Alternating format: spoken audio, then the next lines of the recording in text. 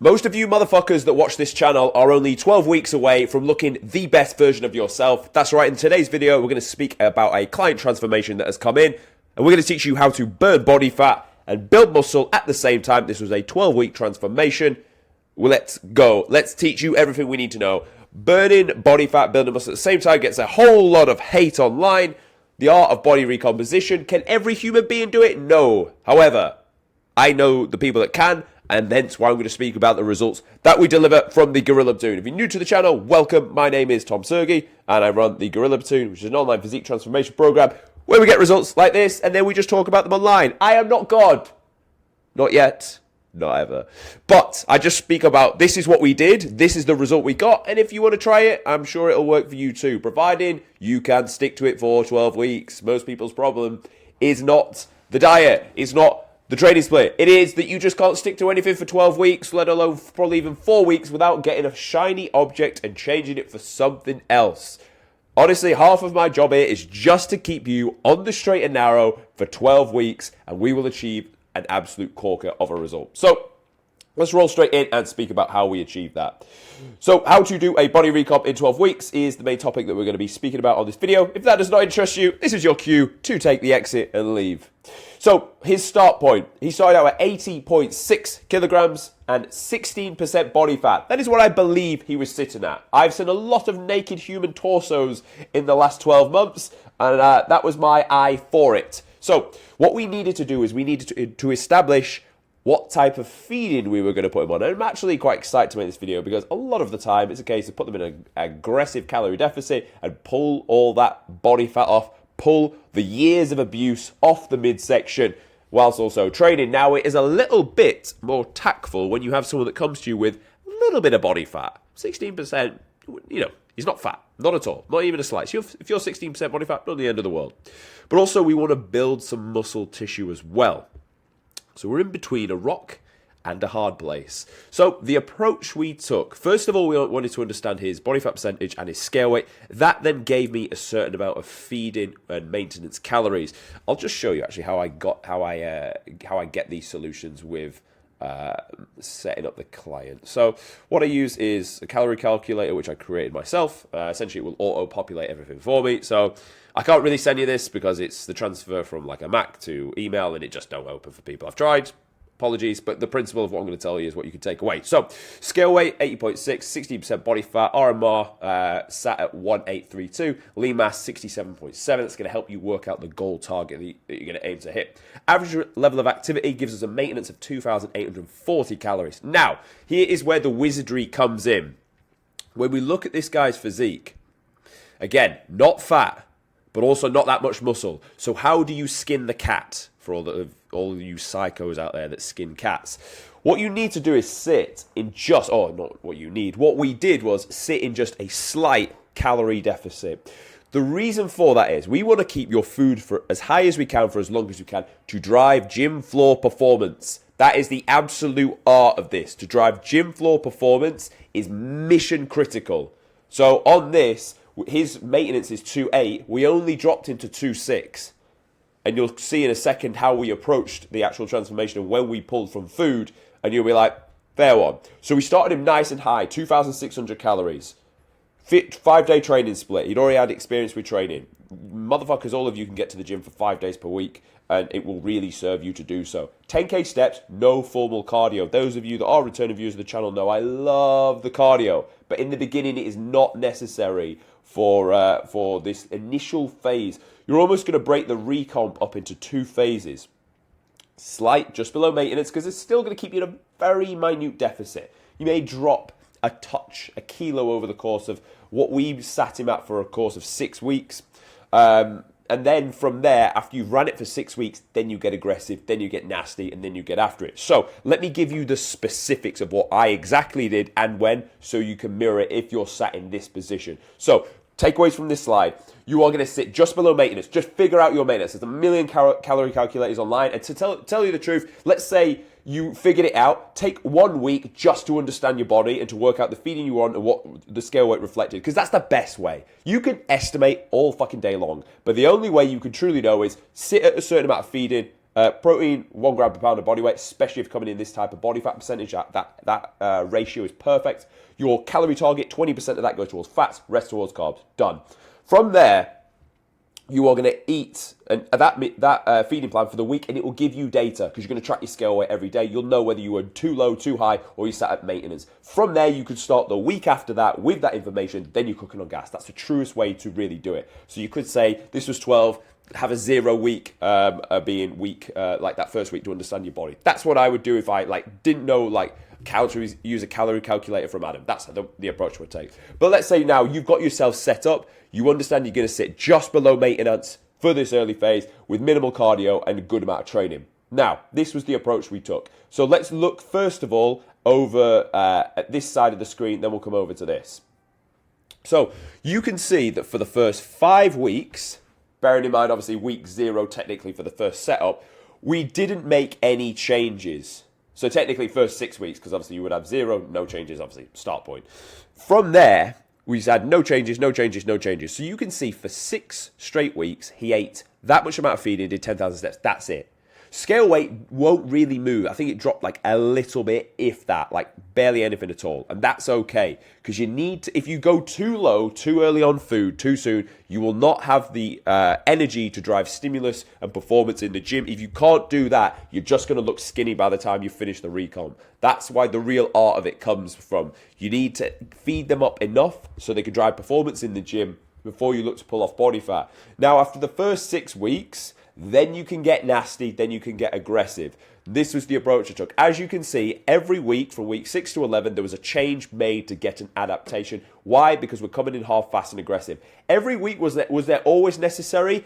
Potentially not, but when we needed to rocket it out in 12 weeks, I'm going to almost pre-jump the gun, make the adaptation, and know the body is going to still need to adapt to a greater deficit that we've put it on. My more long-term clients where we pull 20 kg of body fat off, you milk the change you made for as long as humanly possible. But when we're coming in hard, fast, and aggressive, and we're only starting on 20 minutes of formal cardio just at week 6, we've got plenty to play with. And as we can see, I went 20 minutes of cardio, then I went and made our first change where we removed food, specifically fats, specifically 30 grams of dark chocolate, 190 calories, out the diet, take away his morale, make him motherfucking suffer.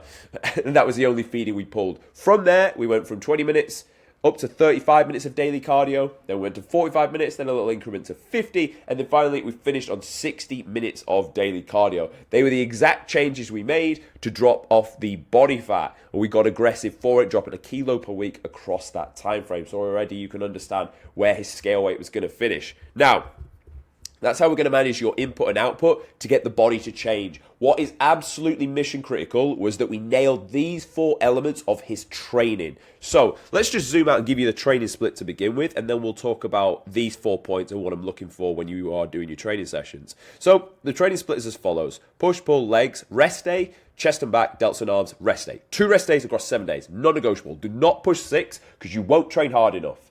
It's just too much without enough of a break. It's like when people try and do 3 sets of 8 to 12, your third set is either, if it's the same as your first, you're not training hard enough. So I like to structure my training like this. They'll do top sets 6 to 10, back off 12 to 15. That way it forces you to send it, to absolutely send that top set to the moon. That is what we do here. So that's why this is important. So the training split, push made up of shoulders, chest, and triceps, pec deck, incline dumbbell press, so hit the muscle in the short position, hit the muscle in the lengthened position, the most loadable exercise we have first. Then we go to a machine, and we can go to 3 sets because we've taken stability out of the movement, and we can focus on the working muscle with the machine. Same for the shoulder press, dips, heavy loadable exercise for the tris, lateral raises with the dumbbells, and then cross body or straight arm tricep extension. On to the back day, single arm pull down for the lats, T-bar row for the upper back trap region, lat pull down for the lats again, and then we're into our accessories with dumbbell hammers, rear delt flies, and incline dumbbell bicep curl. Next, we're on to legs. You'll notice there is no back squat or RDL. Why don't I program those? Because they take a lot of energy just to do the movement. I'm not in the business of wasting your energy on state stability, on burning excess calories through having to hold your core up. I can stabilize your core and I can sit you on a leg press. You can move as much load as possible, and we can challenge the quad and the glute, which is what we're after when we do that specific exercise. Also, we would put a split squat in, but again, we can do that with double leg, or we can elevate your back leg and use your spare hand as a support on a rack, for example. So leg extension, line hamstring curl, 2 exercises I mentioned, calf raise and ab crunch. Chest and back after our rest day, flavor of push and pull really. First 3 exercises here, pec deck, flat dumbbell this time, incline machine. Pull-ups, load those once you can do up the upper tier of the rep range. T-bar row again, because absolutely we need to be beasting that upper back and trap region. Single arm, lower lat row, rear delt flies. Rounding it off with our delt and arms day, which if you saw the photo from the thumbnail, he absolutely blew up. And I believe this arm day was probably one of the catalysts for it. Tricep dips, dumbbell shoulder press, preacher curl, lateral raises, standing curl with a cable. It's going to keep tension on in the lengthened position. Push down, dual cable lateral raises, and decline ab crunch. That was the split we followed, making sure he's applying progressive overload week in, week out, and training like a savage. Now let's look at the variables that we want to be tracking when you are training in the gym. Okay, so when you're going to do a set, there are a few variables that we're looking for. We're looking for, first of all, tempo, the speed you perform each repetition on. And I'm not absolutely real anal about it, but the point of the matter is you control the way down, you pause in the eccentric, and then you drive back up, pause in the concentric.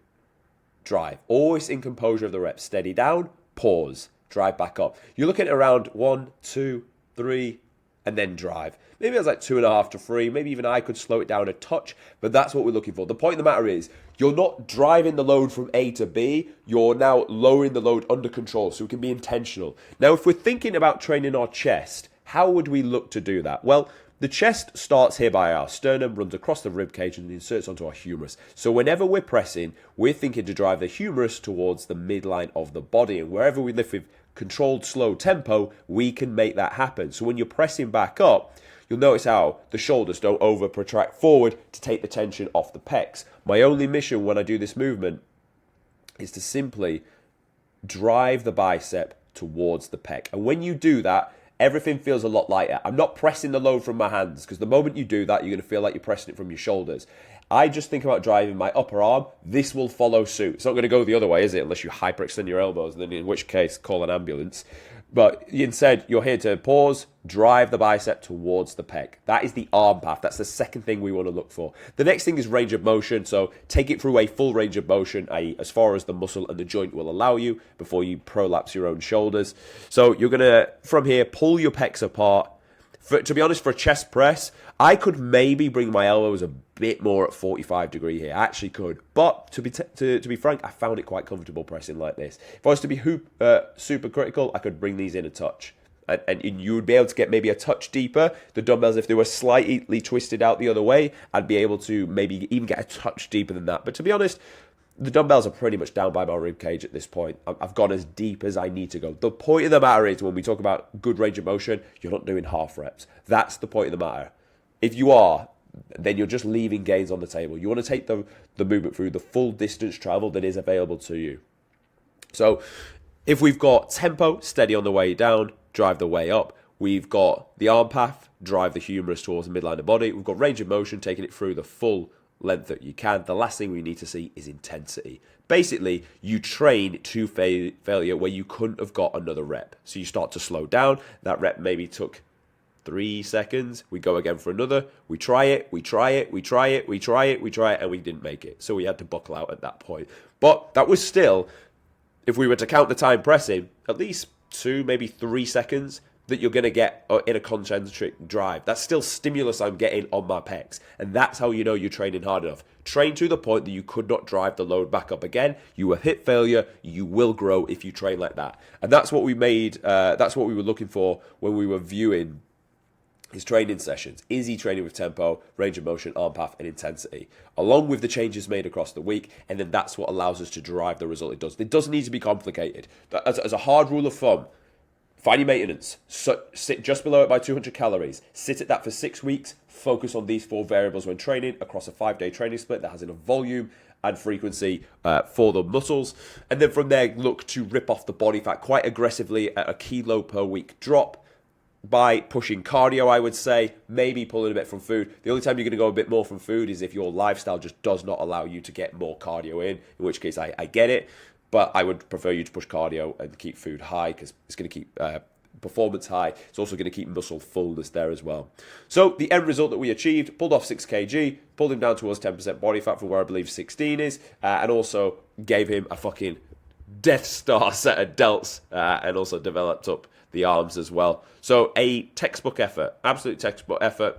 He didn't really miss a beat, to tell you the truth. So, and he looks like Kevin De Bruyne, which is kind of cool. So that is how we got that result.